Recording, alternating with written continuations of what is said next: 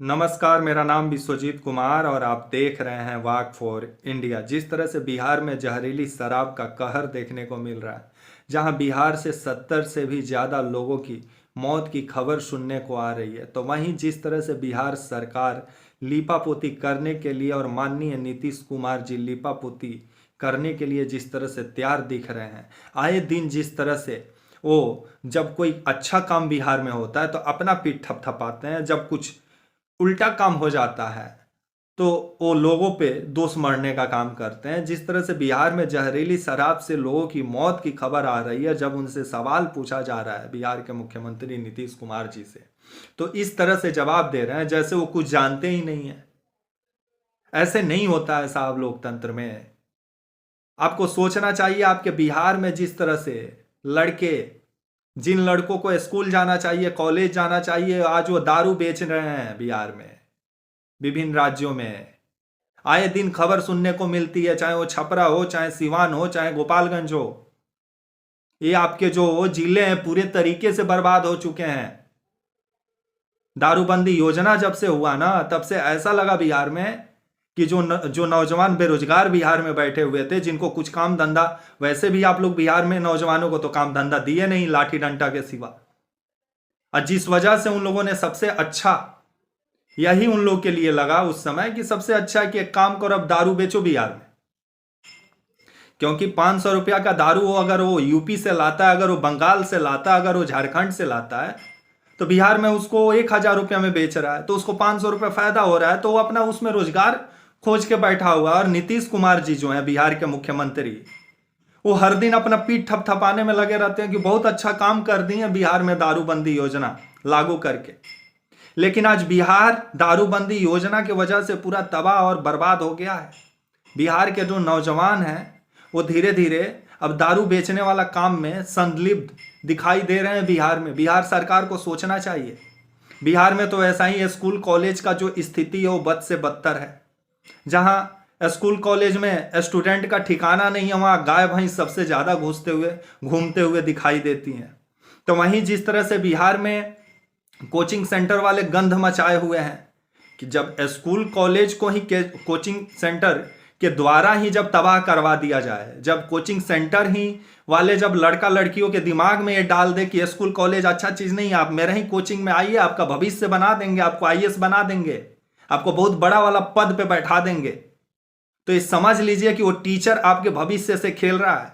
जहां 400 500 लड़का है, वहां जाके आप क्या सीख सकते हैं, क्या पढ़ सकते हैं?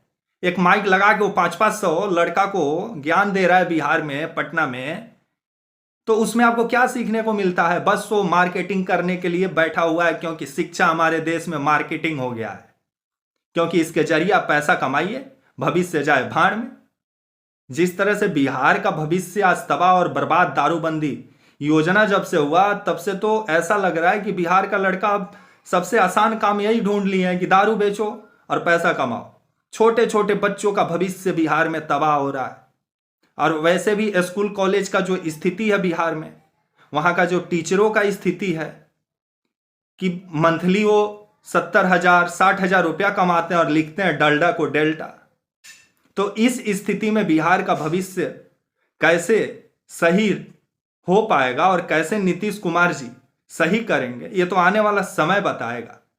लेकिन बिहार में जिस तरह से आए दिन क्राइम रेट सबसे ज्यादा बढ़ा हुआ है बिहार में, कब कौन ठोका जाएगा बिहार में किसी को पता नहीं है। और जब सरकार से सवाल पूछने जाओ तो सरकार ऐसे कन्नी काट के निकल जाती है कि उसको कुछ मालूम नहीं है। यही जो तेजस्वी यादव थे, जब ये विपक्ष में बैठे हुए थे, तो नीतीश जी के खिलाफ ऐसा ये आंदोलन छेड़ते थे और ऐसे ऐसे बयान देते थे जैसे लगता था कि ये गद्दी पर बैठेंगे और बिहार का कायाकल्प हो जाएगा।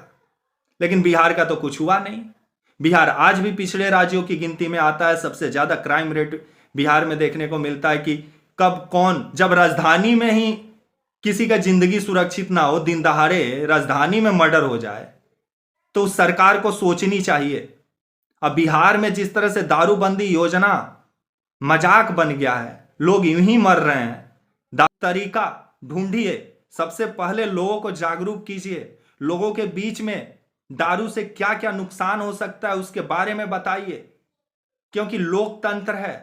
यहां किंग जॉन उनका सरकार नहीं चल रहा है कि जो मन में आएगा वही आप कीजिएगा, और जब मीडिया सवाल करने जाएगी तो आप उससे बदतमीजी करने पे उतर जाइएगा। जो आज डिप्टी सीएम है हमारे तेजस्वी यादव और हमारे मुख्यमंत्री आदरणीय नीतीश कुमार जी, इस पे ध्यान दीजिए।